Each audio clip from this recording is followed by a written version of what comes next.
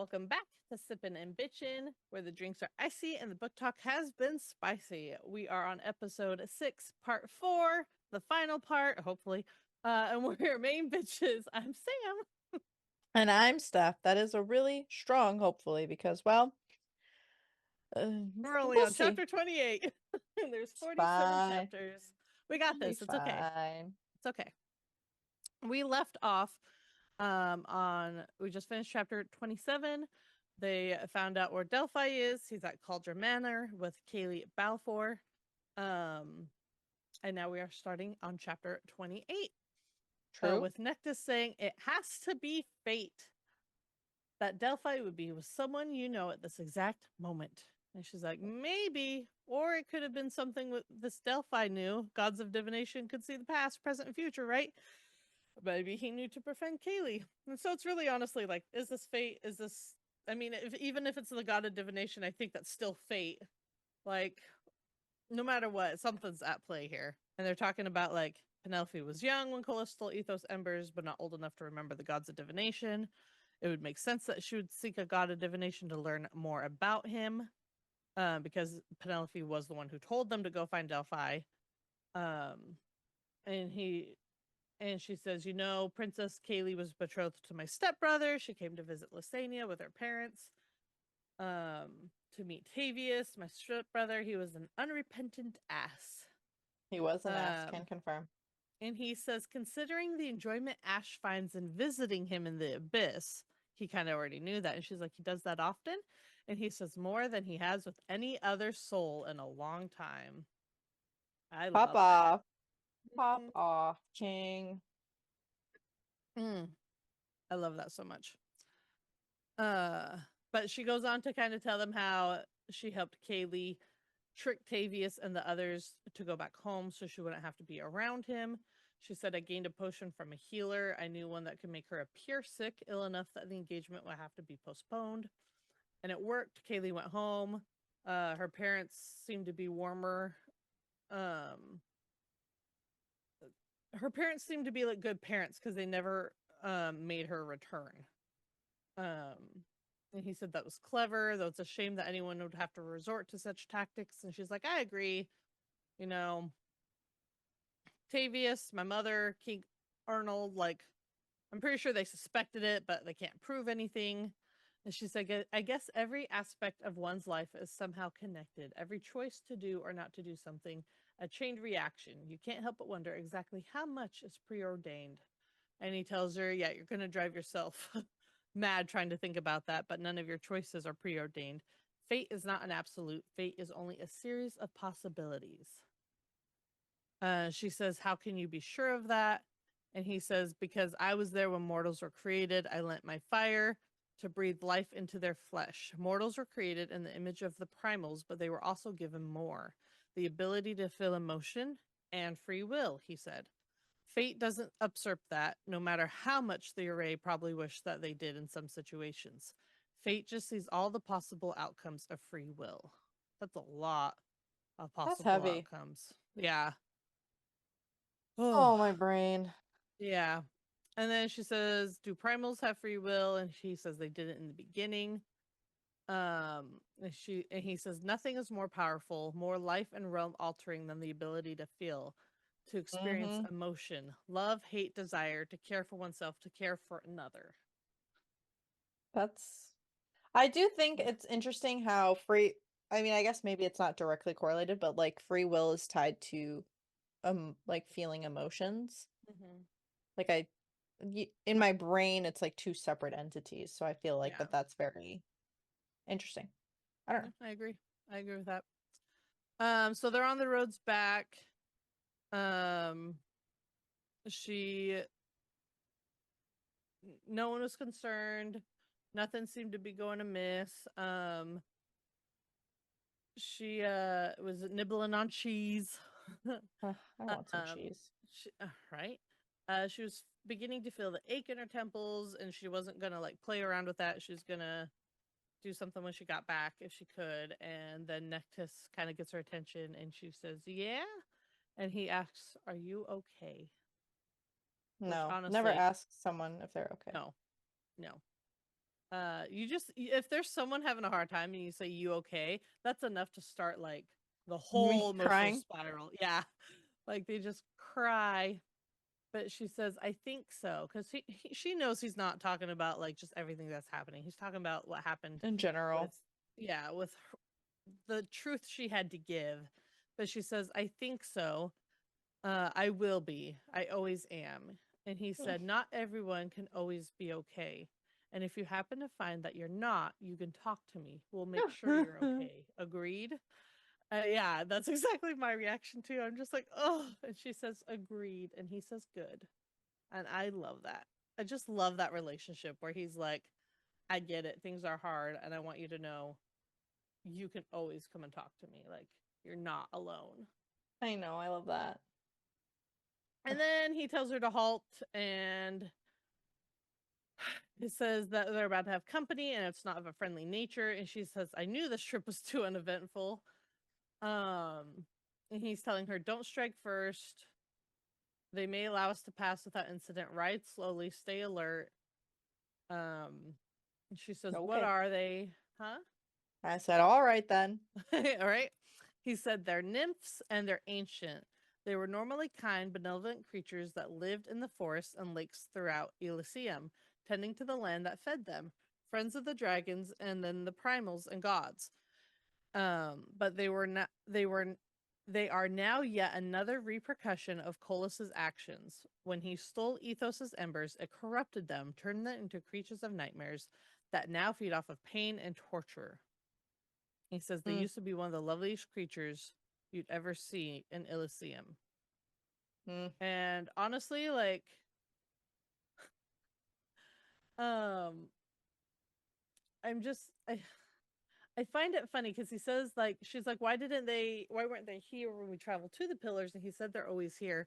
And it just makes me think of the Bone Clan in from Blood and Ash. Like they're the nymphs of Poppy and Castiel's Oh my God, world that's because so they're always true. there. They sometimes let you pass, but this time they're like, nah, we're not gonna let you pass. They're really Uh, temperamental bitches. I mean, people. I mean, things. yeah. Um, and she's like, how many do you think are here? And he's like, there could be hundreds, but I've only seen about a dozen. And she's like, that must be great eyesight. I've seen two. He's like, I know It what couldn't to be look me. for. But then they traveled several minutes in tense silence. She saw another one, a little bit more of the nymph, spindly leg, a foot latched into the bark. Mm-mm. I imagine them as like the what are they called? Whatever those like stick figure things in Harry Potter are, they're in the book. But that like you squeeze them and they bite you because they're little sticks and they had to like in I their can't think of class the had name to off the top study of my them. head. I know. But that's what they remind me of. I know you said they remind that you think of pixies when you think of Yeah. them. Well, I think of a very like fantasy woodland Right. creature-esque kind of. Like I'm thinking mix of Hercules mixed with like something else that nymphs are in, but I can't remember what the name of it is. Like I'm given that kind of Yeah. vibe, and this just sounds like a decrepit bootleg version. It makes me So think of Throne of Glass and like the little wood creature, like those little creatures. I also can't imagine what they look like. So they could all mm. look like little baby Groots for all I know, honestly. Oh, that'd be so cute, but It would be menacing, cute. but But yes, cute. very menacing. But then she saw a nymph crouched in the center of the road, shoulders hunched, and so small it blended into the rose itself. It rose slowly, and I, honest to gods, really wanted to see one of these things before they changed because this creature truly was a thing of nightmares. Skin like bark, twisted and knobbed, talons for fingers and toes, No, facial features cracked and distorted, skull hairless with a crown of jagged, exposed bone. no, thank you. And it says, I want to hear you scream. And sorry, let me do it in my nymph voice. No, no, please don't. I want to hear you scream. I want to see you bleed like a stream. No, thank you. A return to sender. Ooh. Return to sender. And then we find out that Nyctos can't Nectus can't burn them. Ether and Drakens can't burn them. So that's nice. They're a little bit dramatic. Um Nectus says, I'll get this side, you got the other. And she's like, I consider letting them do whatever, but I suppose so. And they're Like, saying, like, we must. need. Yeah, I guess I can help. Need, greed, bleed. So yeah, they say really weird things. And she even asks, like, do they always talk like this? And he's like, if you mean in rhymes and such that don't make sense, then yes. Um, yeah, if you consider rhyming nonsense to be talking, then yes. And then the embers are like getting ramped up as she's fighting, like she's getting frustrated, she's getting upset. Then she sees some of them making their way towards the horses, and she's like, nah, you're not getting our horses, no way. But she also realizes she's not going to make it in time, and so she ends up using the ether. And she says, I gasped as ether sparked across my hand. I jerked back, but it was too late. The essence flowed over the nymph and seeped through the husk of its flesh. Light filled, I hate that word, husk of its flesh. That just, whoa. Light filled all the hundreds of tiny cracks all over its body, lighting it up from the inside and then from the outside. Ether poured from its open mouth and eyes. The nymph exploded. Light it up, light it And she's like, up. holy shit, I thought you said that it couldn't do it. And he's like, it shouldn't. Only the primal of life can wield the kind of ether that can kill a nymph. It's the same kind of power that can kill another primal. Mm. Dun dun dun. So she a baddie. And she's in danger because she's getting way too powerful with this these embers. Yeah, well, It's gonna whatever. kill her. It's fine. Anyways, everything's fine for the rest of the journey. They make it back to the house. And she figures that Niktos must be in his office, so that's where she's gonna head. And I want you to know that when I remembered rereading this what she was about to find, Oh my heart no. dropped. Oh no, bro. She was just I forgot. Ugh. I thought we already went okay. No, that's what we're coming up to. Like, yeah, when I reread this and it said figuring Niktos must be in his office, my heart literally dropped. I was like, oh shit, I forgot what she's about to find. And I didn't want her to keep walking. I was like, no, go back. Go back. She gets there, she gets to the office, and she is shocked by what she is seeing and trying to process it. That it was Nikto seated on on the settee, one hand lax on the cushion beside him, the other clenching the arm in a white knuckle grip, his body taut, head thrust back and eyes closed, the striking lines of his face tense and his skin paler than it should be.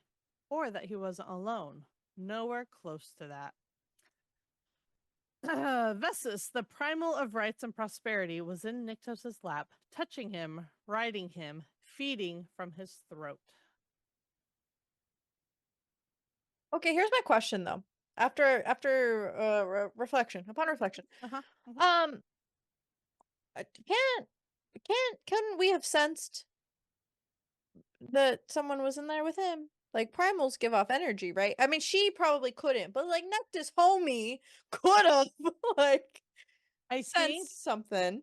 I think she sensed it, but I think because of the state he was in, because we know later on that she either makes it painful or pleasurable. Like he was probably wholly focused on that and just trying to get through it. That he probably wasn't making any sense of what he was feeling, like warning him. No. Well, he could sense her, but like yeah, he's probably not tuned in. But Nectus could probably sense Nectus didn't go Vessus's. with her. He went somewhere He else. should He have. went to get the younglings. He should have. Is He my should have, point. but he didn't He know. should. He didn't We're gonna need to talk know. about the range of their sensing abilities because it could have saved us a whole lot of half a book. Anyway, Like if continue. someone should have known, like someone should have known she was there and like been there to stop her from going to his office. But they are all dinguses and weren't paying attention, I guess. Anyways, chapter 29. She's freaking out. Her heart sped up and then slowed as her body flashed hot before turning icy. She felt utterly nothing as she stood there staring at Niktos and Vesses, at them. She's trying to make sense of it, seeing why he was with anyone, let alone her, the one he called the worst sort. It couldn't make sense to her. Um, She's like, maybe I hit my head, and no, but she's it's Honey. nice to think that, but then she's thinking about the fact that she just told him that she wanted to be his consort. He called her Liesa, someone beautiful, someone powerful, and now she's seeing this. And this bitch, she's like moaning, and it's husky and sensual, and the settee is creaking under Nyctos's tight. Like, that's the only hint you have that he's not enjoying, is that he's like gripping that arm and it's creaking under his, like, I'm surprised he didn't just break it. Um, she said she shuddered under the hot, stifling weight of hurt, raw, tangy agony, drenched every pore, suffocating, crushing hurt, carved through the muscle and bone. The crack in my chest shook as the skin prickled with heat, with something else. And then this bitch, like, looks at her and she says that I felt like she sees them and she's like, they're beautiful, two primals together, like to her, she's like, that's the perfect image. It should be them together. And this bitch is like, so this is her, you know? Um, I hate it here. I hate it here too. And she knows that, like, she's looking at her and what she finds is lacking, and I hate it. And then she laughs because she's as she stumbles back, the bitch laughs. I want to strangle her so much. And she's like, she's out of there. She's going, trying to find somewhere to hide. All she's thinking about is everything Niktos has said to her. Like, she's important to me. You're one of the strongest people I've ever met. You're never a ghost to me. Liesa, like, you'll be the consort more worthy of their swords and shields. Like, all this stuff. And she's ends up finding her way going down to the cavern where the pool is. And she says, the shadowstone walls crowded me as I tried to escape myself. My stupid heart, my foolish idea of him, of Niktos, of what I could mean to him, of what he meant to me. There was no running away from them as I fell against the door at the end of the hall. Each breath I took hurt as I pressed my forehead against the wood. She's she's breaking down. She says, I clamped my jaw shut as I slammed my palm against the door, searching for anger, for fury, but all I found was grief, hurt, disappointment, in him, in me. It was never pleasure for the sake of pleasure. I'd been lying to myself then. I could see that now. No shit. I we all No saw it, honey. fucking shit, I dude. wouldn't have been so torn up over what my betrayal had done to him if it was only about that. I wouldn't have wanted him and only him. And for him to demand that I seek pleasure from no one else, how dare he? Oh, the things she's going through. How dare? How dare? She's thinking, I shouldn't have allowed this. I've been trained better than this. I was smart, fierce, empty, cunning, but she's not feeling that way right now. And then she's starting to think, like, I'm stupid for thinking I was his first. And she's like, she had his blood in her. Did she have anything else inside in her? And that thought gets her like gagging and like really like shaking and not able to handle it. And she's thinking, like, I should have fucking known. Like, she really thinks that because he can't love, he can't feel, he can't care. Like, she's thinking like all these things. Um, And she says, I laughed, the sound shocking and strange. My eyes peeled open as I grew hot, reaching for the clasp on my cloak. I tore it free, letting it float to the ground where it trembled. I wouldn't have given a damn if he'd slept with half the mortal realm and Elysium before me. But he had lied, and none of my lies made this sting any less, because what I saw was today, not before. Preach. And that's a good thing. I like that she's like, if he had like been with a ton of people, I wouldn't have cared, because that was then. But what's happening now is now. And obviously she doesn't know the full story, so it's very real that she could be thinking that he lied to her.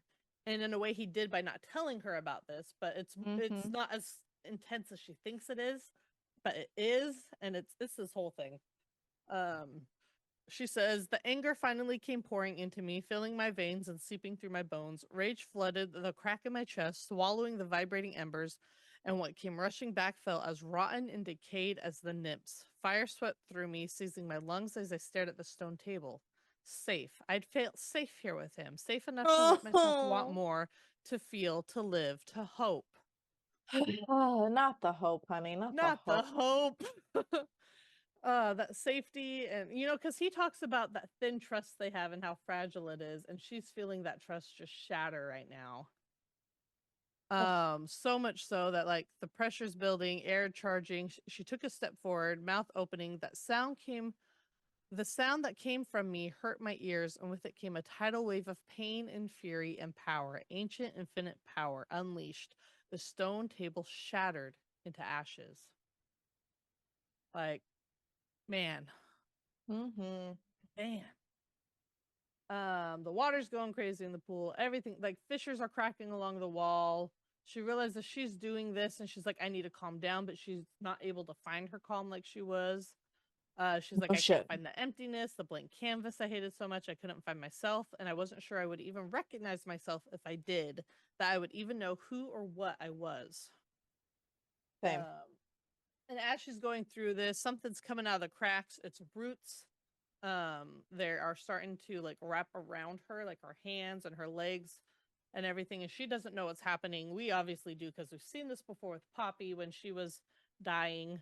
Um, and then But yeah, so all these roots are just coming up and taking her, and then Nyctos is there yelling her name, and it takes a few times to get through to her. Um, and he's like trying to like break the roots off of her, and he's telling her you need to slow your breathing and everything, and she's trying and she's not able to. And then another voice is there and saying it's not working, and it's Rain. He says you got to stop this. He's also breaking roots off of them because the roots are now starting to go around Nyctos too because he's holding on to her. Mm-hmm. Um, and he says, you've got to stop this, Nyctos, before it's too late. And he's cursing, trying to talk to her. And Rain says, do it before she brings this place down on our heads. And he's like, fuck, I'm sorry. I'm so sorry. And then he ends up using compulsion on her, saying, stop fighting me and listening. And she did. She became that empty vessel again, a blank canvas. And she says, and when Nyctos spoke again, it was just one word, both a whisper and a yell. That freaked me out because I didn't know what just happened. That reached deep inside me, seizing me, taking control. Sleep. It's giving Mantis from Guardians of the Galaxy.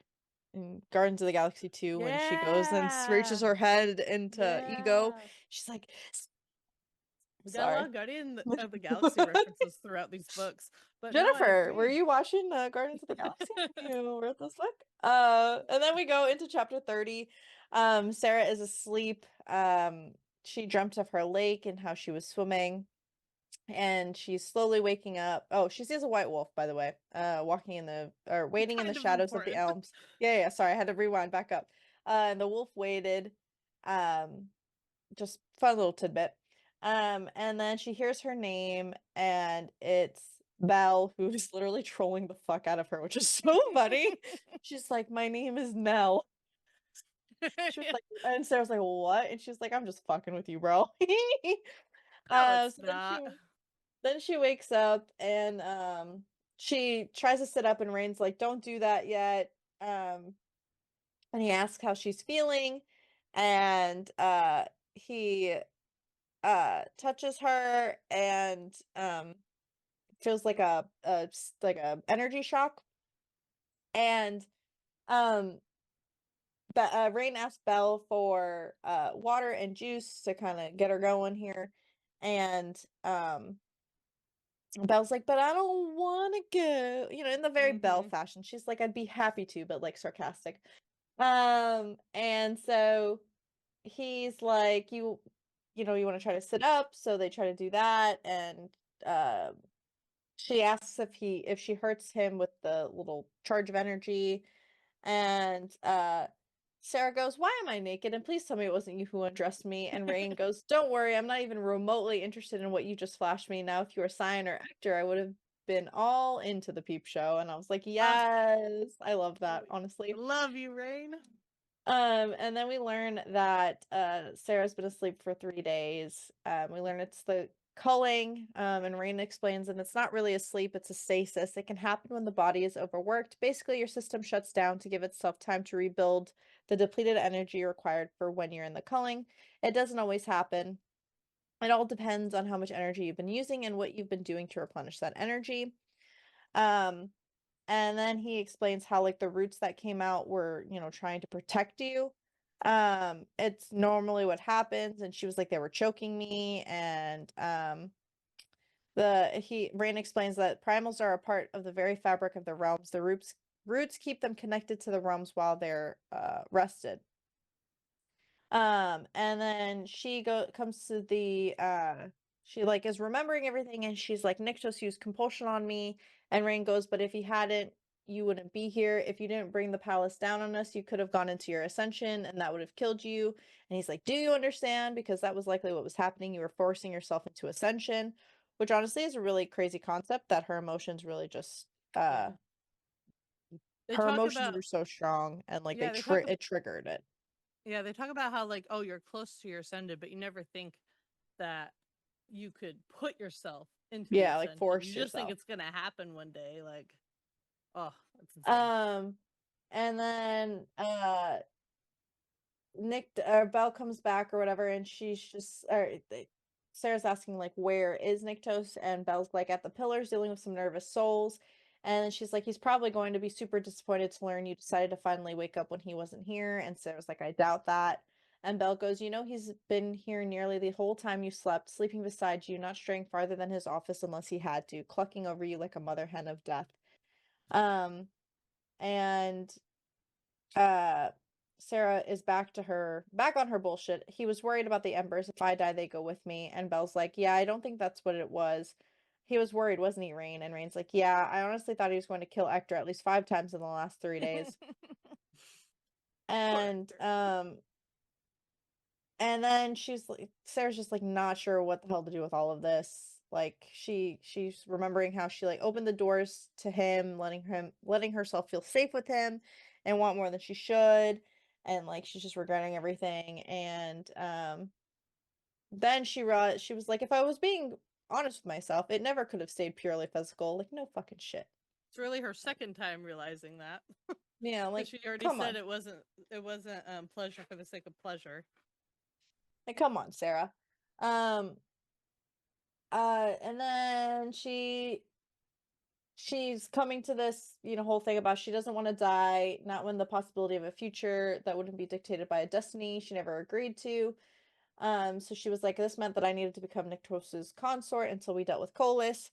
Um, and she was like, I needed the protection the title offered, but it couldn't be anything more than that. I was mature enough to acknowledge that no matter how much I enjoyed being in Nyctos's arms, no matter how much I wanted that, because the physical stuff led to wanting more, to feelings, and that wasn't safe. Not for me, not for others. My chest ached even now, a sure sign I wanted too much. Um, and I mean, at least she's self-aware. We love self-awareness. And she um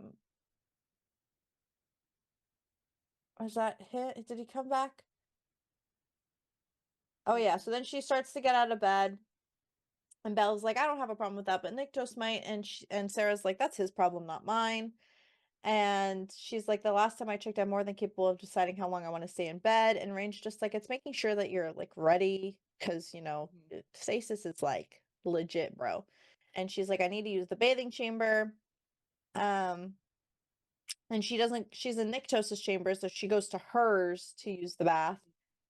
And she's like, can I have hot water brought up? And she searched for the veil, and this time it wasn't a failure. She found that nothingness, the thing that let me shut off the disappointment, the pain, and the anger, sealed off the desire, the need to know exactly what Nyctos had been doing with Vessus down to the last disgusting detail. I took all those messy emotions and, in my mind, locked them away in an indestructible box made of shadowstone. Um, and then Rain's like, I'll make sure food is sent up, and she took the fastest bath of her entire life. Um, and she faced the door though, and her heart But pounded she's through the not. whole thing. Poor girl is Yeah, still she's not comfortable. traumatized. Yeah. And Fair so then enough. she finishes bathing, and Belle is in her chambers, and she's like still hungry, and they're having a whole discourse, and Belle's like, they're having this conversation, and Sarah's like, has anyone ever suggested that you may have anger issues? And Belle's like, says possibly the most argumentative, combative person I've ever met. And Sarah's like, I'm not combative, and she's like, I'm assertive. And, and Belle's like, aggressively assertive, as you should be, as all of us need to be, so no shame there. And Sarah's just like, why are you really here? Like, what are you doing here? And Belle's like, that's rude. And Sarah just stares, and Belle goes, I know Vessus was here. And like, Oh. she about to hit the fan, bro. Mhm. Um, and so we go into chapter 31, and it starts off with Belle saying how Hector and Sion were heading off to Leith, and I was waiting for Eos to come. I was on my way to the kitchens minding my own business when I saw her entering Nyctos's office, and I was like, great, that bitch is here. And Belle's just kind of saying, like, I thought things would change, that Vessus wouldn't be visiting now that Nyctos was taking a consort. And Sarah's like, well, apparently they haven't. And Belle's like, I don't really know what's going on between them. Hell, I don't really know what's going on between you and Nyctos. None of us do. And Sarah's like, please don't tell me y'all just sit there and discuss us all the time. And Belle's like, we don't sit around. We stand when we're talking about it. And honestly, so real. And Belle's just like, I saw them, and Sarah's like, them fucking, and Belle's like, good fates, no, I would be traumatized. It would be like sitting in on your brother having sex. I saw her feeding from him, and that doesn't always lead to or include sex. And they're talking about Vessus, and Belle says Nyctos knows what kind of primal she is. Not only that, she supports Colas. Nyctos doesn't trust her. He doesn't like her. And like, it's one of those things that's like when you get the reassurance that like what you saw isn't necessarily what you saw, but you have already drawn the conclusion in your head and you're like, fuck, Mhm. like I can't change my mind on this. Um, I think she's like trying to muddle through the shit at this point and Yeah. just try to figure out like, She's trying to put can it in a she even box believe it? of I saw this. This is it. This is the facts. It's saying this way because I saw it with my own eyes.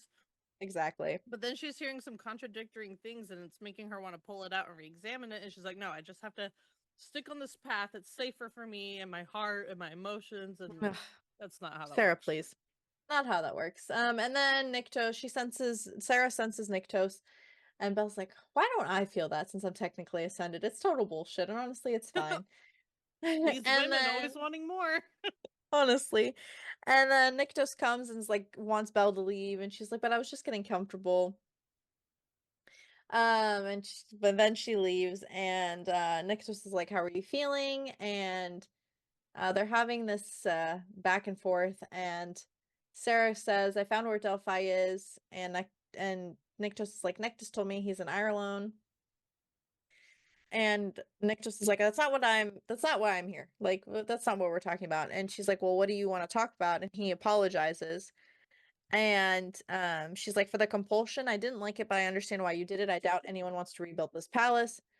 And he said, I do need to apologize for that. I don't like to use it even when necessary. And he was like, but I'm apologizing for what you thought you saw.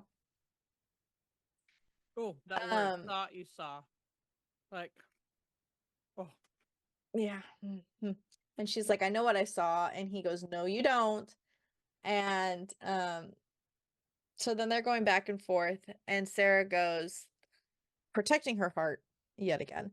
When I made that deal with you, pleasure for the sake of pleasure, I should have made the same demand you have made of me, that such intimacies remained only between us. My mistake. Stab to the heart. oh, she ain't holding back. Or at the very least, discussed who else would be sharing such intimacies so that I could be prepared in case I happened to walk in on something hours after telling you that I wanted to be your consort. Oh, And she ain't she's holding like, back. he flinches, and she's like, we don't need to discuss this. And he's like, I think we do. And she goes, we don't because I don't care. And he goes, that's not true. What happened by the pool was because you care. And what matters is that I caused you to lose control. I hurt you. I didn't want that. I never wanted that. And I hate that I hurt you. I'm sorry, Sarah. And like, mm. Anyway. And There it she's like, is. it Her is. having to re-examine everything, being like, "What the hell's going on?" And she's like, what you hurt is my ego, that's all. And she goes, it is I who is sorry. And she's like, and he says, for what?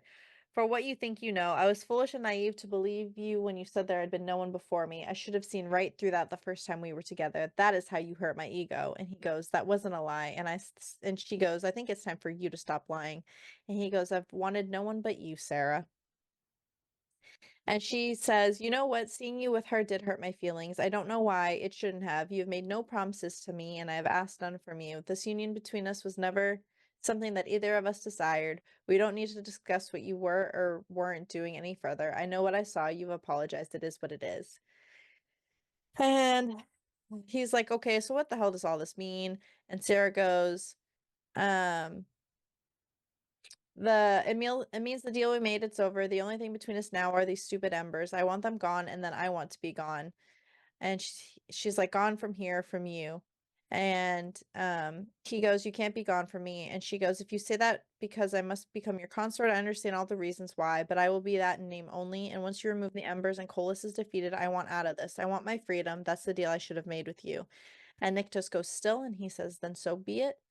He said, and the words felt like an oath, a bond, unbreakable.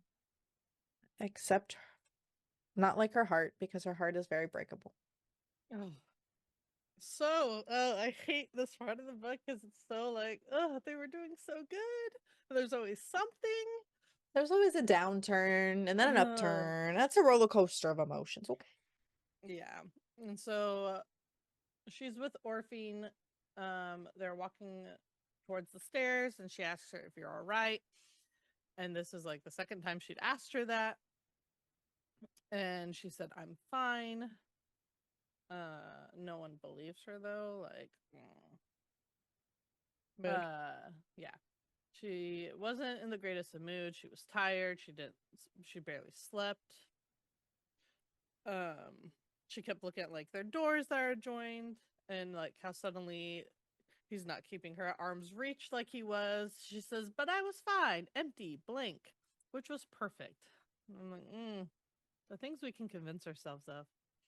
She says, "If I could handle my mother, I could handle Dinktos." I'm And not I'm sure like, that's comparable, but okay. I know, I'm like, that's not the same. Not the same. But they're going to Nyctos's office and they knock and she knocks on the door. She never knocks, guys. She walks in. That girl owns the place, but she knocks on the First door. red flag. Mm-hmm. And he says you can come in whenever you're ready. And she walks in and Rain is in there. Um, and he goes, I've never known you to knock. And she's like, I didn't want to interrupt. And Rain's like staring at her like, huh? And he's like, that's also not something I've seen you worry about in the past. And she said, well, I've learned to knock. And his mouth is tightening. And she's being Mood. very polite, like very polite to them. Um, she's like, if you're busy, I can come back. And Rain blurts out, are you feeling unwell? And she's like, I feel quite fine. And I don't know why everyone keeps asking that. And he says, keeps? And she says, Orphine asked if I was fine about 24 times. And Rain says, probably because you're being polite. She says, I don't know why that would make anyone think I'm unwell. And he says, have you met yourself? Mood, though. And then she goes back to being polite and she says, Rain leaves. And she says, I won't take up much of your time. And he says, you can have all the time you want, Seraphina. Oh, Bleh. oh. Bleh. And she says, thank you. I won't need much of my time. I'm sure you're busy. And he's just like keeping an eye on her. He's like, what is it that you won't take much of my time? She's like, I want to discuss Ireland. I would like to go there as soon as possible. I figured Nectus could travel with me. And he says, like, no, I'm going with you. I need to hear exactly what he says about the embers and removing them. And she's like, okay, just leaves it at that. And he's like, I'm assuming you'd like to leave now. She says, I would.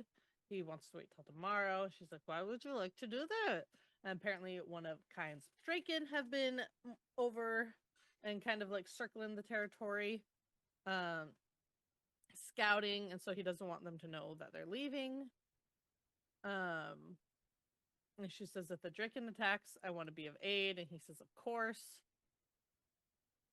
And she's like, you're not going to demand I remain back. And he says, I've learned not to ask that of you or to expect you to stand down when you need to help, when you want to. And she's like, you're not worried I'll get myself and the embers killed? And he said, I worry about that every waking second.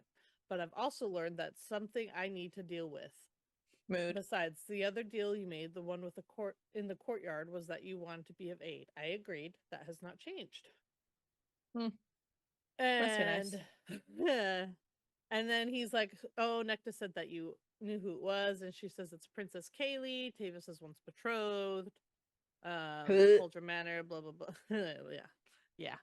Uh, and he says, we lucked out with it being so close to Wayfair, but there's none in Ireland that he would trust using. So they're going to have to shadow step. And she's like, you're going to have to knock me out. And he says, I'll do my best to make you feel no pain and that it's quick. The only alternative would be to enter Speces End or Pompeii, where the closest gateway to Ireland are, which would be rather time consuming. So a gateway in Speces End or Pompeii. We know that's where that in Speces End is where the cavern is. So that must be the gateway that they're talking about. Interesting. Sorry, I'm piecing all this together. I'm trying to put my detective hat on. My brain doesn't work like that right now, so. That's fair. That's fair. I'm trying. I'm really trying. Um, she says she can deal with that, and so they're making their plans, and then they're talking about how she destroyed the nymph with the ether, and he says you shouldn't be able to do that, and she says that's what Nectus sent. I guess they really are that powerful, but that will soon be something I won't need to worry about. I don't want to keep you. And he's like, I don't want to do this. And she's like, do what? And he's like, you don't need to be something you're not. You're being amicable, understanding, reserved, even polite. And she says, it's not an act. And he said, I didn't suggest it was. And she's like, what are you suggesting, Your Highness? Do you want me to be more argumentative? And he says, as I told you before, I enjoyed the more reckless side of your nature. And then he says, this is how you were raised to be, wasn't it? Pliable, submissive, quiet, empty. And she's just kind of silent, and then she sees him like gazing at her, trying to figure something out. She says, you're trying to read my emotions. And he says, yes, but I feel nothing. There hasn't been one time that I've been in your presence for more than a handful of minutes where I haven't felt you project an emotion, be it joy, desire, or anger. Not from the first moment I saw you in the dark elms till I tried to slow your breathing beneath the palace. This isn't you. You've never been like this with me. Whether it's been because I've annoyed you or something else, you have always been yourself. You have more than earned the right to be yourself, to think that you feel what you want. This shouldn't change. And she says, it shouldn't?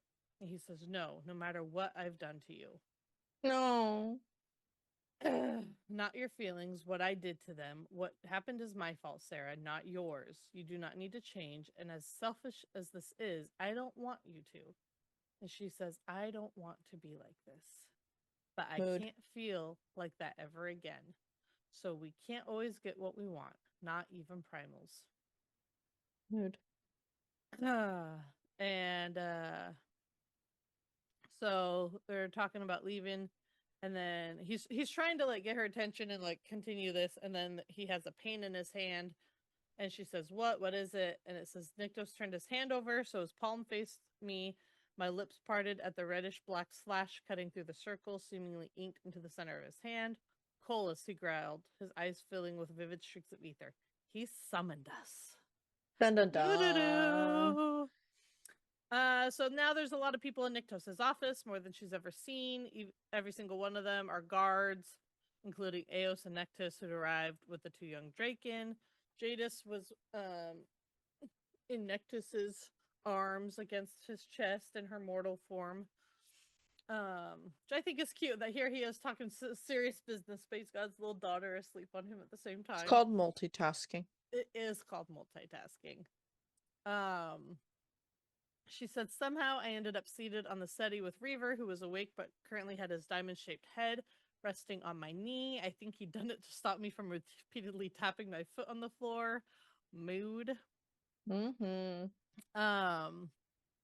they're talking about the summoning and how they summoned him before they thought he would. They thought they were going to take his sweet-ass time. And that's what Niktos had hoped for. And Hector's like, wait, I'm confused. Because they thought that they wanted her to be the consort before they went there. But he's like, no, I decided I wanted the embers out of Sarah first before we went there so that she wasn't in danger with those as well. And they're wondering if he'll be able to sense them. He says he may be able to sense something that alludes to you being no ordinary godling, but if so, that can be explained away by saying because she has a lot of Niktos' blood in her, it could give off the primal vibes. Um, and they're saying like, as you got to play nice with Colas, and Layla's like, yeah, good luck. And he's like, it's not him I'm worried about. And they kind of look at Sarah because we know how she is with her mouth. And Niktos and she's like, how exactly kind will I have to play? And they said, you'll do whatever Colas demands of you, no matter how distasteful or vile you find it to be. There will only be a few things Niktos can refuse on your behalf. Reaver nudged her hand, drawing her attention, bumped his nose against her palm once more. She started petting him, thinking about the things that she'd have to be asked for. Um, and that means no threatening to cut his eyes out and feed them to him like she did with Addis. And they're like, how'd you hear about that? And Addis was basically boasting about it. He was apparently turned on by it, and Niktos didn't like that.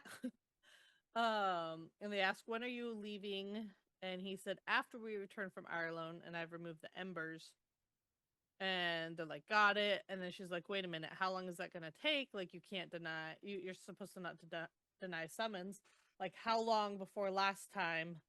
Like, how long did you deny him before last time when he struck out against you? And everyone's like kind of ignoring it, not wanting to answer the question. And then, but Rain says less than a day. Love him. And Niktos says, fuck, normally I expect that shit from this one, pointing at Hector. He's like, hey, I kept my mouth shut this time. But Rain says she should know what the delay will cost. And Belle's like, pretty sure he wanted the exact opposite. But she says no. She says, I don't want to be part of what Colas will do in retaliation for us not answering his summons in a timely manner. And Niktos is like, you're more important. She's like, don't say it. And she, and because Ether is seeping into his skins, and she's trying to talk more, but Reaver expanded his wings, startling her. She leaned back as he stretched out his thin neck and lifted his head. Niktos drew up short as a low rumble radiated from Reaver's chest, and smoke wafted from his nostrils. Stunned, I stared at the small draken. My gaze flew to Niktos, then to Nektis, who had started grinning. Ha! I exclaimed, reaching down to pat the top of Reaver's head. That's a good Reaver butt. Reaver hummed as he eyed Niktos. He made a low, chattering sound. And then thinking, oh, he's protecting the embers, and Niktos says, no, he's protecting you. And he knows that Niktos isn't going to do anything to her, but he's just letting me know that he doesn't appreciate me upsetting you. And Well, she said, well, he's going to be busy letting you know that then. True. And Niktos tells Nektis, you can stop grinning anytime now. Nektis just says, I know. And so he says, we answer the summons. She says, we answer the summons. We don't wait. We take care of that first. And he says, then we leave in an hour. Mood. Very mood. And Eos and Sarah are in her chambers trying to get ready. She's saying that she needs to be kind of more dressed up. You need to be casual, but Colas casual, which means you got to look nice and dressed up. And so she gets her a gown, and she's stashing weapons on her. And she says, you look like Belle, stashing weapons here and there. And she's like, I wish I had more. And she says, as do I. Hopefully you won't be there long enough to worry about any other attire. And then as they're talking, we kind of get into a lot of deep stuff. Like, we're talking about Satoria's soul. Like, you don't have Satoria's soul. You are Satoria. And she's like, no, I'm Sarah. And she's like, I know, I'm sorry, you are. I just, yeah. They're talking about Satoria and talking about how, becoming her consort and her destiny, and couldn't her destiny be both to be the consort and to kill Colas? And then they get into Ios's background. She says that I, like Gemma, was one of his favorites. He kept me in a cage. Granted, it was a large cage of gilded bones. This book likes gilded bones, as cages, as crowns. We like them. But she says that as sick as this feels to say, and as hard as it will be to understand. The cage wasn't as bad as what happened once Colas grew bored with his favorites, and that always happened, sometimes in days and weeks, other times months or even years. His court is a lawless yet full of unknown rules that, if broken, result in death. There's no other way to explain it. Only the cruelest, most manipulative survive in Delos. But his favorites were always protected, and yes, he often had more than one at a time. Every need or want, except for freedom, was provided for. Decadent food, jewels, lush furs. No one was allowed to speak to us, touch us. He routinely killed his own guards when he believed they looked too long in our direction. He never forced himself on his favorites, barely even touched them, not even the ones who offered themselves to him as a means of escape. He just wanted us there like pretty adornments that he could visit somewhere he wanted to gaze upon them. Whenever he wanted to gaze upon them. Those who could do not but listen to him prattle on endlessly for hours about how Ethos was the real villain, about how unfairly he'd been treated. Fates, there were times when I honestly would have preferred to take a dagger to my ear than listen to him. But Colas, he could be deceptively charming when he wanted to be. Enough that you started to relax around him, maybe even let down your guard, even though you knew better. I think that this is one of the worst things about him, his ability to cause someone to doubt what they know to be true, to somehow be surprised when that charming veneer vanishes. You see him for what he always knew him to be as he throws you to the serpents. And then He they really talk just about likes how, his like, pets. yeah, yeah. He likes control. That's really Mm. what he likes.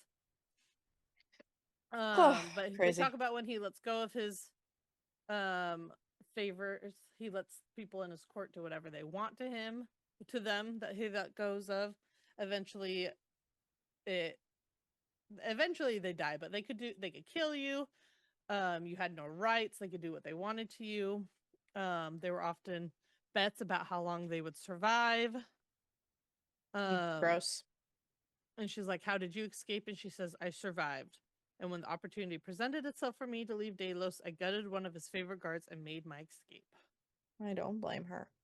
Mm-mm. And then she says, "I told you because I knew no other way to tell you what I know to be true. Just in case you decide to follow this destiny you believe to be yours, it doesn't matter what soul you carry inside you. What does is whether or not Colas is capable of loving again, even his Gracia. And he's not. There's nothing but rot and decay where his cardia should be. Colas has no weakness." I wonder if we get to see Colus's heart. And by see, I mean like, you know, maybe he gets, you know? And you're just gonna see it's black Yeah, and like dripping exactly. with tar instead of blood. Exactly. Um so Eos left and she's saying, "I don't need to know the details of how she survived. What Colas and every single individual who taken part in her survival should be destroyed until nothing was left of them, not even ashes, and honestly mood." Um but she's ready to go, and Nyctos arrives and he's looking primal. She says, "He looked different to me, more predatory than normal, untouchable, otherworldly, primal." And then he tells her how he's going to be, um, how he acted with Addis when he was there, kind of acting like she's his and he has every right to her. Um, he says, "You were willing to pretend to be infatuated with me to seduce me, so I would think you'd be willing to do the same to keep yourself alive," he replied. And she said, "I wasn't pretending to be infatuated with you." And he says, "You weren't pretending at all." And she says, it wasn't what I was saying." He says, "I know, but that doesn't change the truth of it. It was never an act, none of it." Um, this just makes me sad. I'm going through this and I just like, I hate this so much. Mm-hmm. Um, and they're talking about the wanting to be a concert in title, and he's like, "Why did you want to be more than that before?" And he's like, "Why would you want that from me? Want more when you know I'm incapable of giving you what you deserve?" And she asks him, "What do I deserve?" And he says, "Someone who loves you unconditionally and irrevocably. Someone who had the courage to allow themselves to feel that. You were sad before I entered the room. I could taste your sorrow, tangy and heavy, when I could sense nothing from you before." And then she says that Eos told her what happened in Delos, and he was surprised by that. She was worried that he was going to stop, that she was going to try to stop Colas, and he's like, well, do we have reason to worry? And she's like, I want a life, a future, not death. I want to survive this. And he said, so you can finally live, be free. But then she's worried, saying, what if he recognizes me about as Satoria? And he says, then there will be war. Hmm. He says, you do not belong to him. You do not belong to anyone. If he recognizes you as Satoria, he will try to keep you. I will not allow that to happen. He may be eons older than me, and he may have the entire court and most, if not all, of the primals behind him. But if he makes even one move toward you, I will leave the entire city of the gods in ruins. Hot. I Very mean, sorry. Destructive. hot. Something like that. Right? And she's like, I don't want that. And he says, I don't either. So let's hope that that doesn't come down to this. And and she I like how she says, I never asked anything of you. And he says, you've asked 7 things of me, to be exact. And she's like, okay, forget those. What I'm asking now, no, what I'll beg of you is far more important. If Kolos recognizes me as Satoria, I don't want you to intervene. And he doesn't like that, but she says, I can't be the cause of a war that will destroy cities and end in countless deaths. I would never be free then. Whatever life I had wouldn't bring me any joy knowing that. And he says, it's not only the fucking embers that are important, Sarah. You are important. And what you ask of me is to walk away, leaving you not only to certain death, but also with Colas. If Eos told you all, then you know what that will entail. And you also have to know that will be far worse for you, because you won't be his favorite. You will be his in all the ways he believes he has a right to. What? And she knows, and he's like, then you know that I can't do that. What I've already had to do my entire life, to live while knowing I've left others behind, to suffer and die in unimaginable ways, to live when I'm already dead inside. Even had I never had my cardio removed, I wouldn't be capable of love. Not after what I've had to do and what I've allowed. Not alone would have left me unworthy. That alone would have left me unworthy of experiencing such an emotion. And that goodness you see in me, that part of me that you believe extends to all others, it's almost gone. Letting Colas destroy yet another innocent, destroy you, will take what is left of that goodness. I will become something far worse than Colas. He's Which really rings afraid of true. becoming his uncle. He's afraid of becoming worse than his uncle. And it rings true of what Nectus had told her about that. And she's like, then I guess we're screwed. And he's like, that's one way of saying it. And Nectus comes in and says, or maybe you two will get lucky and he won't recognize you. And Jadis wanted to say goodbye, and he decided to eavesdrop. And no one is shocked to hear that. And she goes to her and says, night, night. And he says, that's her way of saying goodbye. And so she says, night, night to Jadis. And it's just, Jadis has my heart, man. Nectus wants to go with them, but only Ash and her can answer the summons. And he says, I don't see why luck couldn't be on our side this time, Nectus said. I will see you again. And she believed him. She just hoped it wasn't the beginning of a war when she did. I love that. Yeah. And then they travel to... They're getting ready to travel to Delos. She asks him about the embers, how many of them are because of what he has demanded. And he knows the exact number, 110. Marks on his back. The marks on his back, yeah, sorry. He says, I've lost count of the atrocities I've witnessed. I used to have to force myself to watch it. There's nothing I could do. I miss those days because now I don't believe I even bat an eyelash. He's become desensitized to all the horrible things coming. And she says, just remember that no matter what happens, a part of you is good. That cannot be tainted by what may come. You are not a monster, and you will not be one when we return. And she says, maybe I'm not a monster, but I, like you, am capable of monstrous acts. And there's a difference between the two. And he says, then all of us, those good and bad, are a little monstrous. And that's not a lie. Anyway, she has to hold on tight, and they travel. Like, the white mist comes up, and they're there, and she's breathing with him. And it says, Nikto's lips touched the same spot Jadis had kissed. As the mist swallowed us, the Shadowlands fell away, taking me with it, and I held on. And then she blinked, and that's what it felt like. They were just there. He said that she barely went unconscious, and means they need to get those embers out and soon because that means they're getting stronger. And then as they're going, they see these trees, the trunks of a cluster of trees we stood and glittered with specks of gold. They're beautiful. Nyctos's hand fell away. They're called the trees of Ios. Oh. And it's because she grew them with her touch. She can create many beautiful things when she wants to.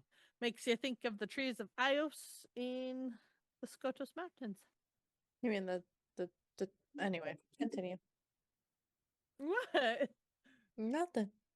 Okay. Um, so Delos is very it's very creepy. It's the sun's out, warm sunlight bore down on them. When they looked at the sky, there was no sun, just like with the veil. It was quiet.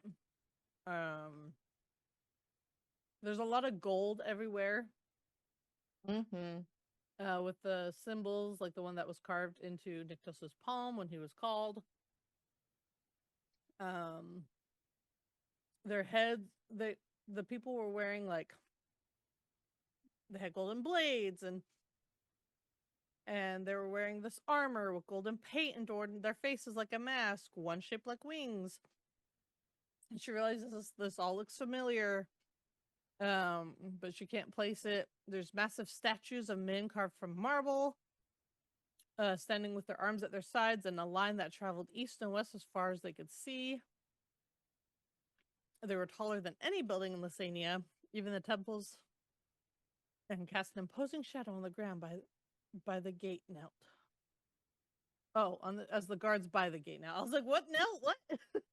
And apparently I'm not good with words either. Anyways, it's very quiet. They can see tips of ivory and gold canopies rolling just beyond the inner rise. Um, Despite the warmth, her skin was chilled. Instinct told her that was where he, the true primal of death, waited in the sprawling diamond and crystal fortress. And she says it's beautiful, and he tells her from a distance it is. And she says, "Where is everyone? Do you know?" And he says, "Do you know what many have taken to calling Delos the city of the dead?" And that Gross. doesn't bode well with anyone. He said, "Those who still live are likely at the court." I hate that. Those who still live are likely at the court. And it's like, what? And that's when they start to see all the bodies. She says, "I jerked to a stop as horror gripped me. It hadn't been the wind I heard. Good gods, it was moans. The sound came from trees inside the courtyard, from gleaming coves, a fortress, and from the billowing white cloths that weren't canopies, but veils, torn gowns, and tunics rippling in the wind. Nothing, absolutely nothing, could have prepared me for this. My gaze darted from the nude bodies strung above the golden doors of Kor, stained with dried rivulets of crimson, to the swaying limp forms beyond the white blossoms of willows. Bile choked me, my heart pounded as my throat tightened and seized at the sound, the moaning echoing from the branches and from the spaces between the pillars lining the colonnade where hands and feet had been spiked into the stone. Bodies hung like wind chimes from trees and balconies. Gross. Yeah. Uh, my arms lifted. Her arms started to lift. She couldn't stop it. The power of the embers were too strong. The shock of what she was seeing too much. The crack inside of her began to crumble away as power seeped out, spreading. The embers, the source of life, froze inside me in the heart of Delos, and there was nothing I could do to stop myself. Oh yeah. That's I think that must be why I forgot who does it and who says it in From Blood and Ash, but like they're like, don't go to the city of Delos Mm-hmm. because I'm sure she would like Poppy would have popped off too close to the sun. That's true. They said there'd be no returning, which yeah, it wouldn't be that of all this death and stuff. I don't think because Delos had to be different by that point because Kolos was no longer there. Would it though? But I feel like that embers would still like if it's a city of dead, I feel like that would still. well, that's what they call it now. But I imagine when Sarah and Nyktos took over, and Colas was entombed that they changed how it looked and got rid of Yeah, I all guess those we'll dead find out. bodies. I would I guess we hope. will find out. Chapter 34. So the ether is rising in her. So Nick just spins her around and is like telling her to take a breath, and she's like, I can't stop. And she's like, you need to stop me. So then he kisses her, and he keeps kissing her, and a throat clears, and he finally lifts his head, and the shadows of ether he'd called forth had disappeared. And it's Dicey's we're gonna go with that name because names are not, whatever. And he says that Colas is currently holding court and isn't ready to receive them. And he says Addis. what? And says, Dicey thanks God. steps forward. Anyway, he said, thank God it was Addis and not someone else. Oh, making out. Yeah, that's not important. Yeah. That part's not important. And he uh says others are in the atrium. I'll escort you and your mistress there. Gross. And Nick just is like, how long will we wait? And Dicey's is like, he'll join you when ready.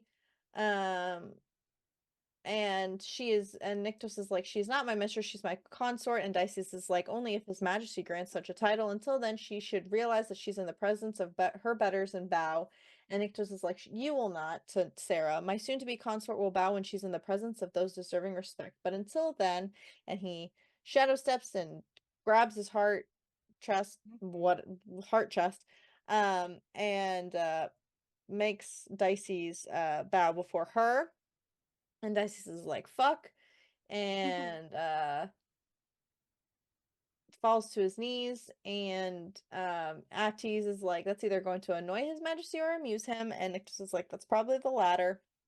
Mood, to be honest with you. And oh shit. Um And Attis is like, I have a feeling there's going to be a lot of heartless dead gods by the end of the day. Their blood will match your lovely gown. And Nyctos is like, as will yours if you keep looking at her that way. um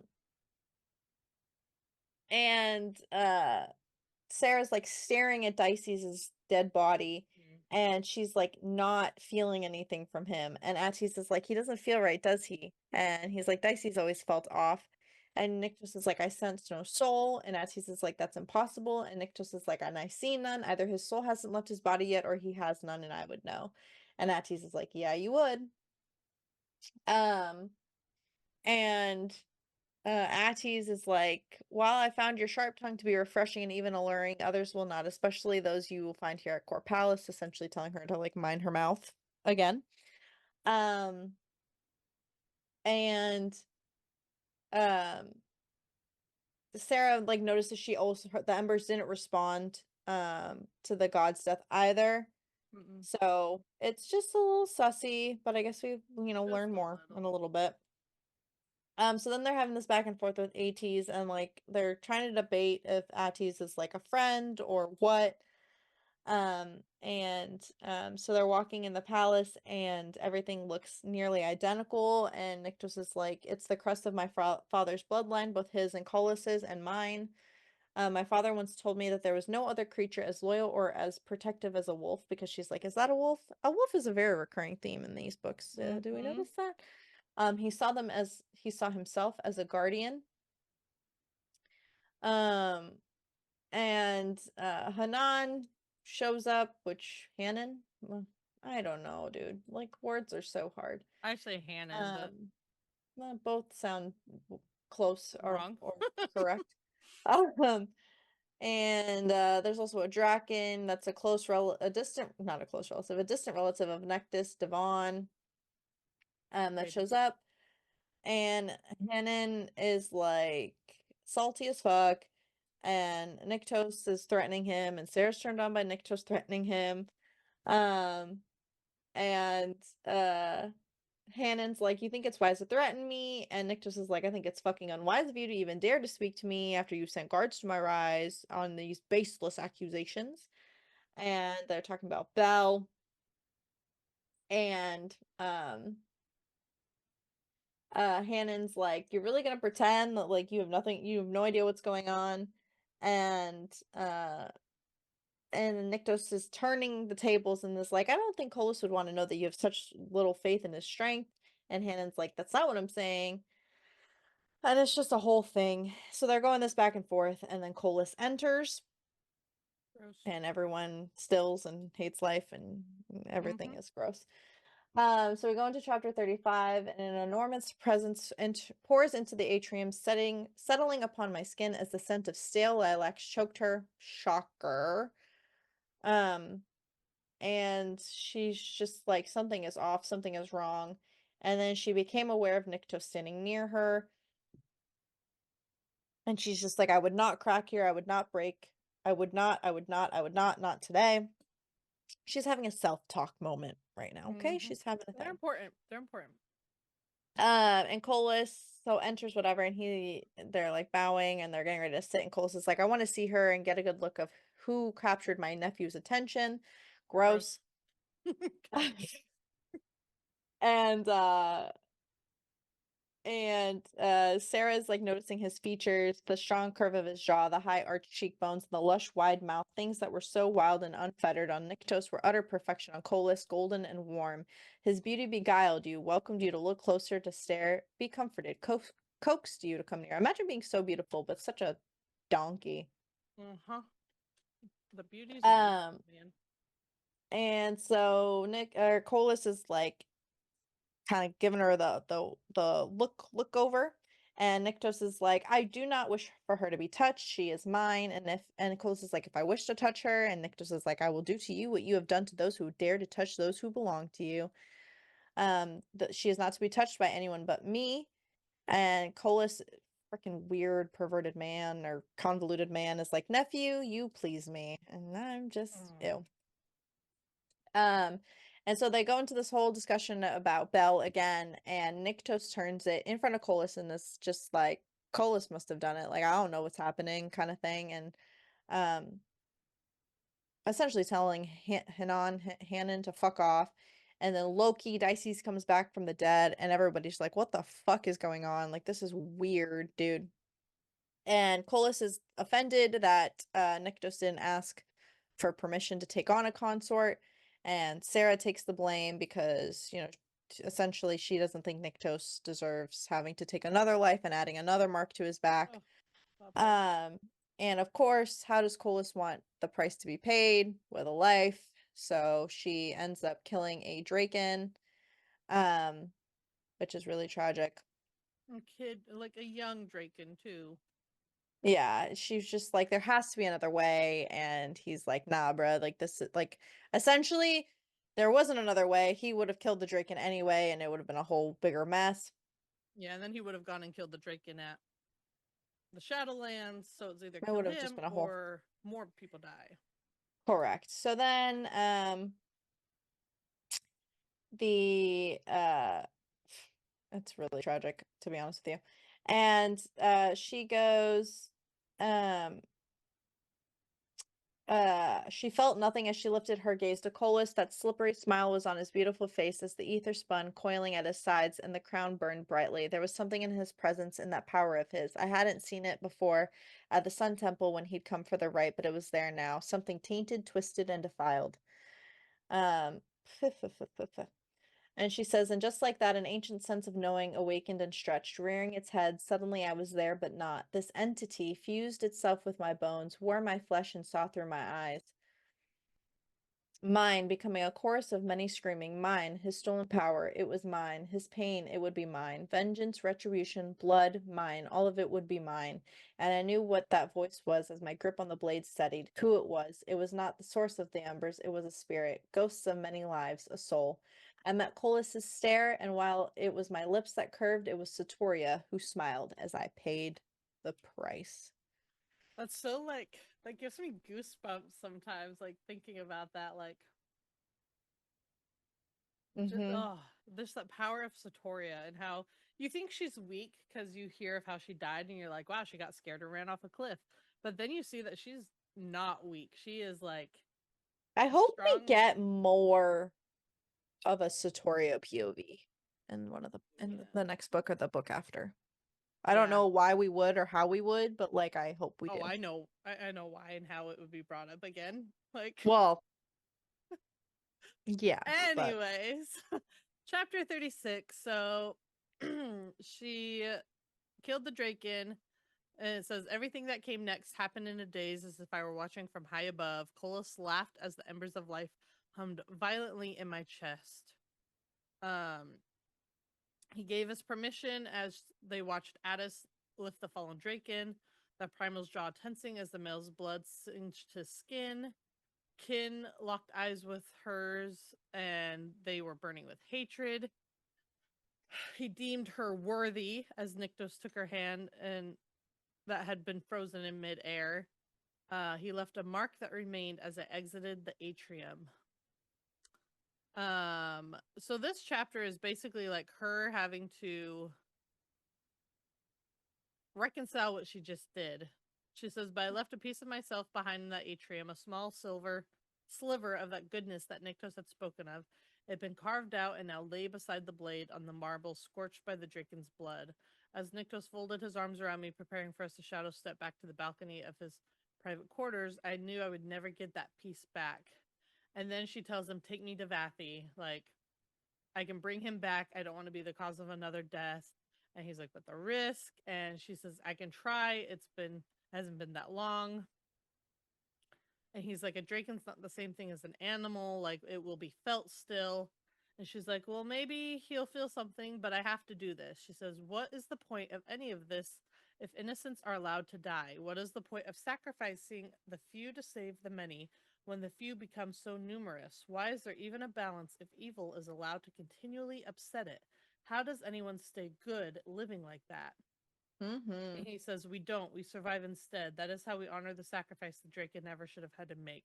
But she says, no, that's not enough. It's never going to be enough. So he takes her to Vathi, and she's like, where are we? He says, in a place of bad life choices. Mood.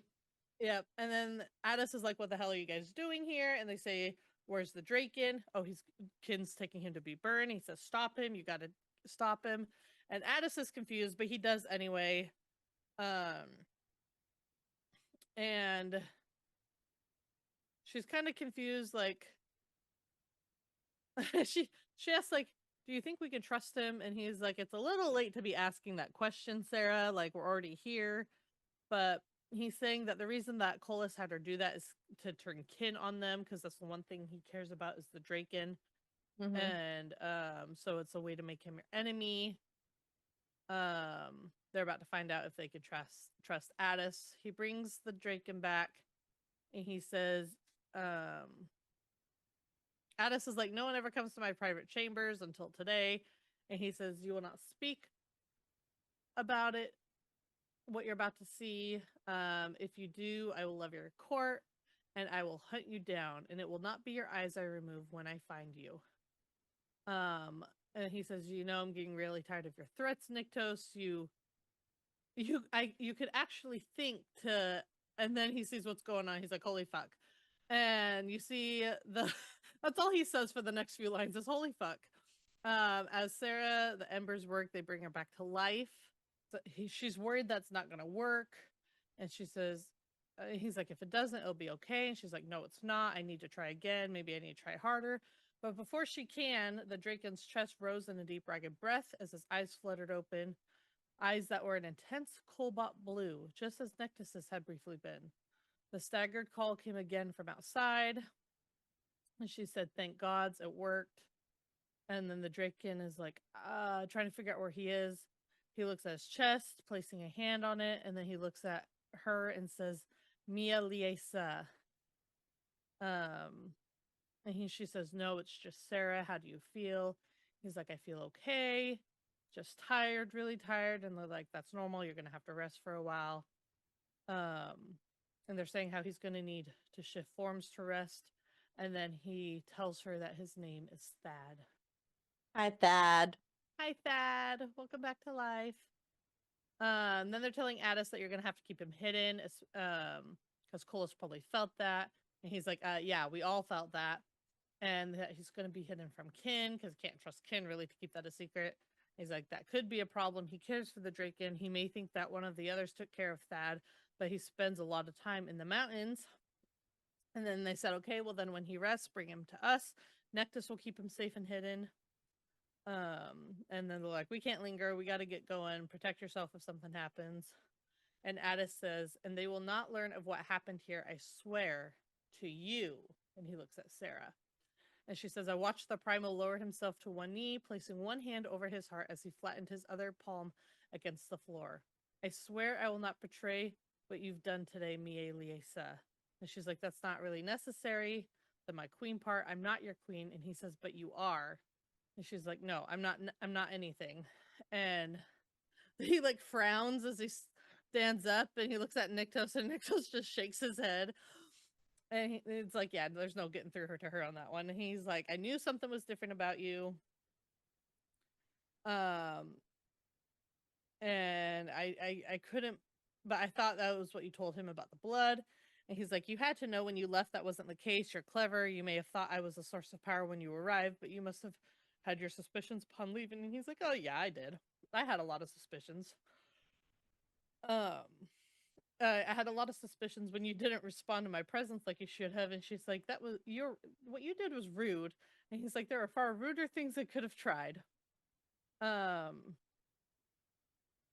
he's like, but I'm not going to continue. I don't want to be threatened for the 16th time today.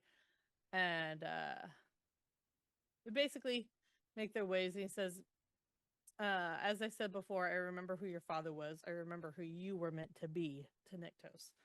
So they're like, cool, Addis, we can trust him. They return to the Shadowlands, and they're wondering what will happen now with Addis and Colas, and they're like, there's no way to know. But Colas said, I trust him, at least with this. I've never seen him shaken before. He'll be quiet, at least long enough for us to hold the coronation and transfer the embers.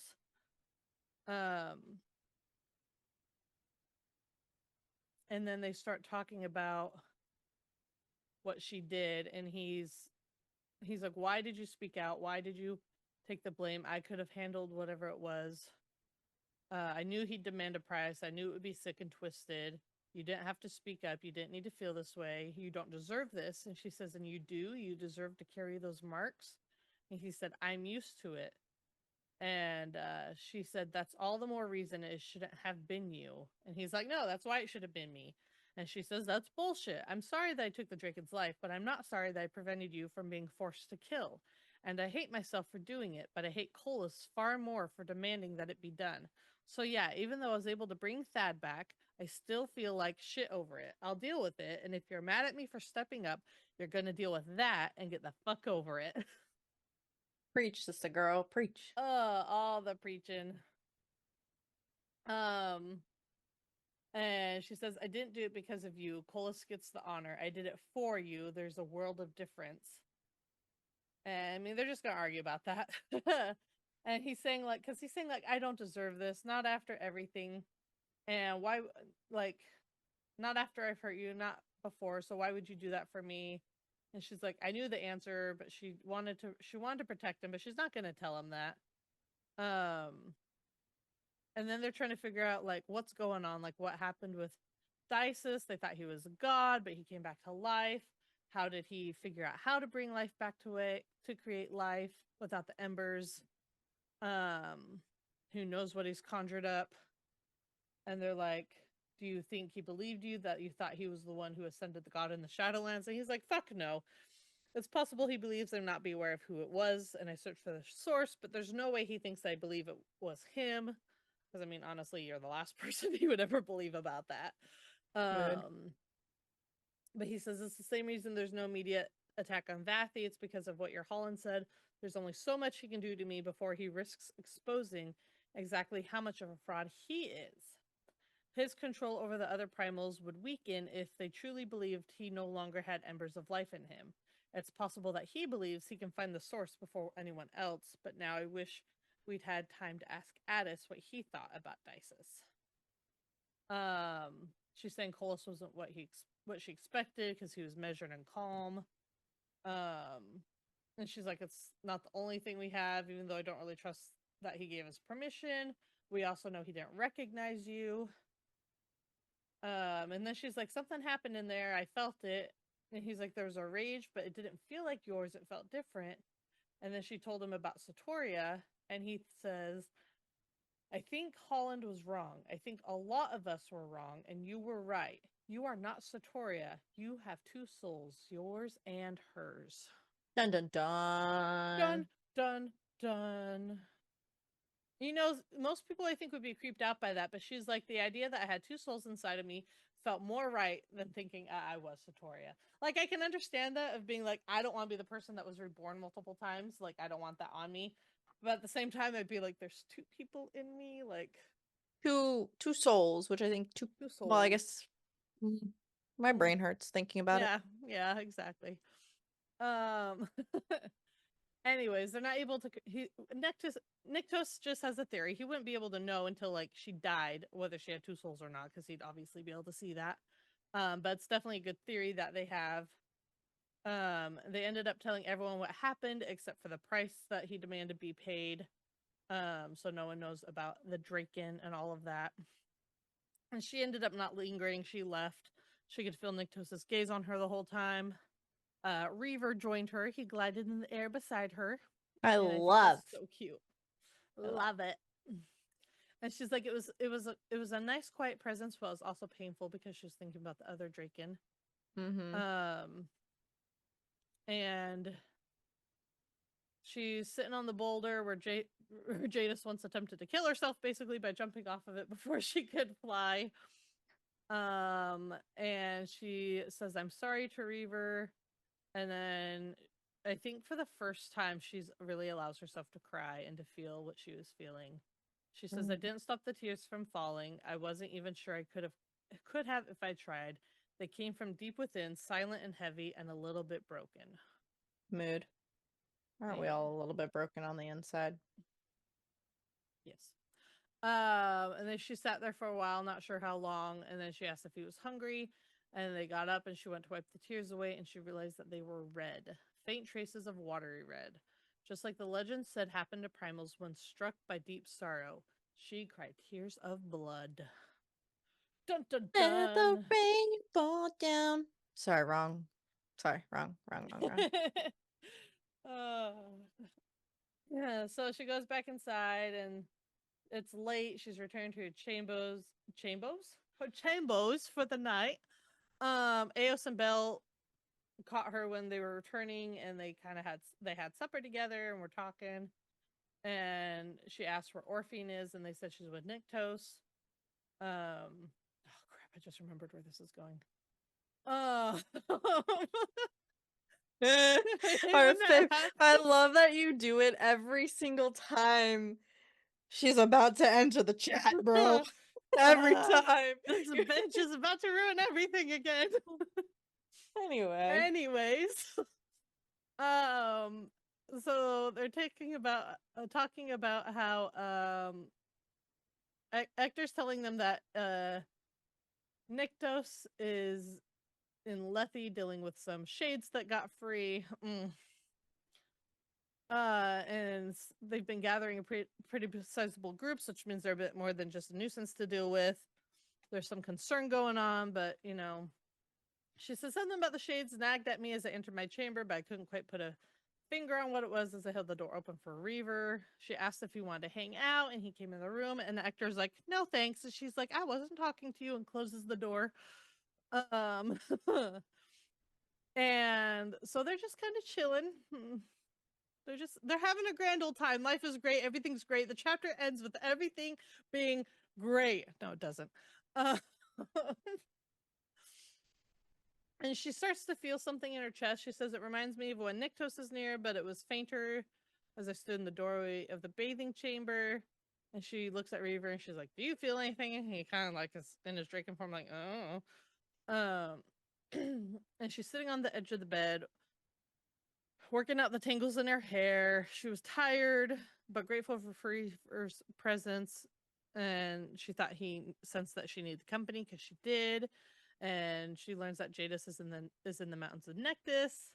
And she asks if he's staying here to hide from Jadis, and he kind of huffs. And then oh, I love that he's wincing at her brushing the tangles out of her hair because it is such a like horrible sound. So Also it's like it's painful. not that bad. Yes, it is. Um, and she's basically sitting on him, and the embers vibrate again, and I dropped my hair as my head snapped back to the door. Reaver did the same, drawing back, his wings spread out. A shout came from the hall, startling me. Dropping the paddle bush, I grabbed the dagger from the bed as I rose. She told Reaver to stay there, and then goes to figure out what happened to Ugh. Ector. Ugh. Uh huh. The chamber door suddenly blew open in a flash of intense silvery light. She jerked back momentarily, stunned, as Ector flew through the chamber, arms and legs spread. I only knew it was him because he'd been in the hall, but I couldn't see him under the crackling, spitting wave of ether sparking over his body. Ector crashed into the dining table, collapsing the legs as he hit the floor hard. The vase that had been on the table scattered, scattering stones. He was alive, I told myself. He was alive because the embers in her chest kind of basically told her they didn't throb with the intensity of death. Instead, they hummed with something else, the Ugh. clearness of another. Sorry, a silky voice said from the doorway. He knew better than to refuse me. And who is it but Vessus? Ugh. We do not like her. And she's trying to talk to Poppy and say all her nonsense shit. And Poppy's Sarah. trying to make sure. Sarah. Oh my gosh. Oh, awkward. I think it's because I'm like thinking about Reaver being involved in this. My head went to Poppy. She's trying to protect Reaver. Sarah's trying to protect Reaver and make sure she doesn't see that she's here. And Vessus, the bitch, is trying to talk to her, and we're like, "Why are you Blah wasting your time? blah Just go blah away." blah blah blah blah. We figure out that she led the shades to Lethe to make sure Nyktos wasn't around. And Mm-hmm. Rain appears, and he's like, "Fuck, I'm sorry, Your Highness. I was unaware that you were here. These aren't Nyktos's chambers. Come with me." She's like, "That's not necessary. I'm here. I'm not here to see Nyktos." And he's like, "But," and then she just flicks a finger, and he goes skidding backwards out of the chambers and into the hall. And she's like, "You can take him with you." And Ector goes flying back out the door, and she's like, "He should wake up, I think." Um, Rain She tries to come bitch. back. She a bitch. The door closes. We all know where Rain's gonna go. She's like, "It's silence, isn't it?" And that just means there's no one else coming. She's like, "At least Rain remembers this place." Do you know she's talking about Ector now. She says, "Do you know he actually drew a sword on me? What was he thinking, striking out against me when you're not Nyktos's consort?" It's basically saying they had no right to protect you. You're not Nyktos's yet. I hate Mm. her. Mm-hmm. Uh, and she says maybe his sword slipped and fell into his hand. And she said, "I'm not so sure, but perhaps Nyktos will be able to convince me of such." I hate her. Anyways. Same. Mm-hmm. And she's just going into this whole bitch spiel about like being confused of why he wants a mortal and her and um and talking about like all the shit she knows. And she says she wants to talk about many things. We're not going to be interrupted. She's like, "How did you become his consort?" And she says, "We met in the mortal realm and we spoke." And she's like, "That can't be all of it." And it's like, dude, you don't need your boobs for everything. Even though Sarah did use her boobs, but whatever. But anyways, she says, "I think you must already know since I'm here." And she says, "I do," which is how I know you're lying. And she says, "I'm not lying." And she says, "But so is Nyktos. I suppose it makes sense." And she says, "What do you mean?"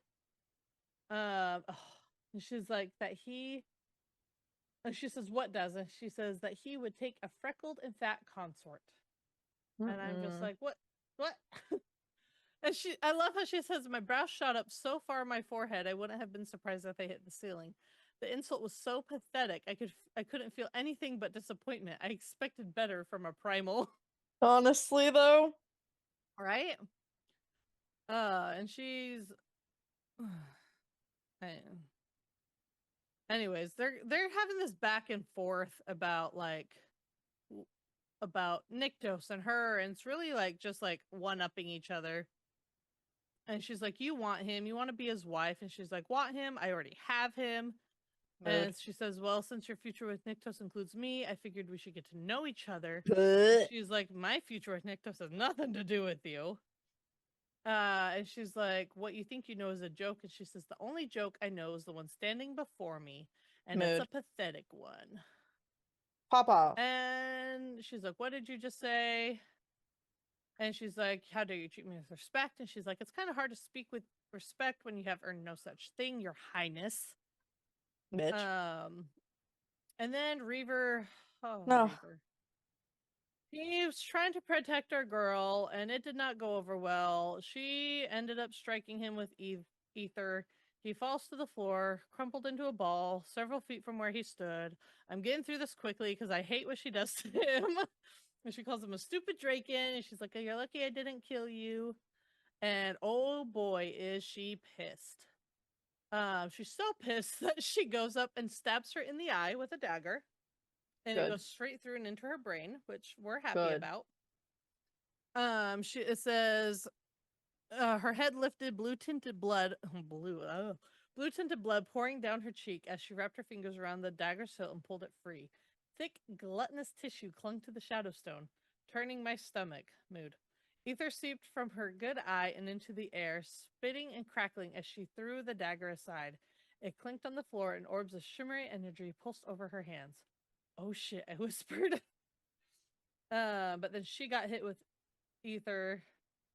And she got called a stupid bitch, and she's like, what did you think? I'm a primal. And perhaps you and Niktos are well suited for one another since he has a habit of doing the most illogical things. After all, he took you as a consort. I tried to stop him, set my favorite Drake in a guard to retrieve you, and well, we all know how that turned out. Rather pointless considering you're charmed. So we find out that the attack that was happening was her. And she said she basically goes along saying things that she understands like who she is, like she has that life that people are looking for. And she calls her twisted. She says you have no idea. And then as they're going through this, she feels that sensation again, that hum of energy that reminds her of when Niktos is near, but because another primal was close. She felt it similar when Addis arrived, just hadn't recognized it, and she's saying Niktos didn't find himself a consort, he found himself a primal, and they're calling, blah blah blah. She's going through basically being like, look at me, I know everything. And she's like, which is impossible as that sounds, it's still more believable than him sharing what is mine, his blood. And Sarah goes, oh, I've had his blood, I've had all of him. And she doesn't like that. She Her grabs one eye. Her her one one eye. eye. Her one eye widened. And she's attacking her, but then the doors to the bedchamber burst open. Vessus wheels around, but it wasn't Niktos who stalked in. It was Belle.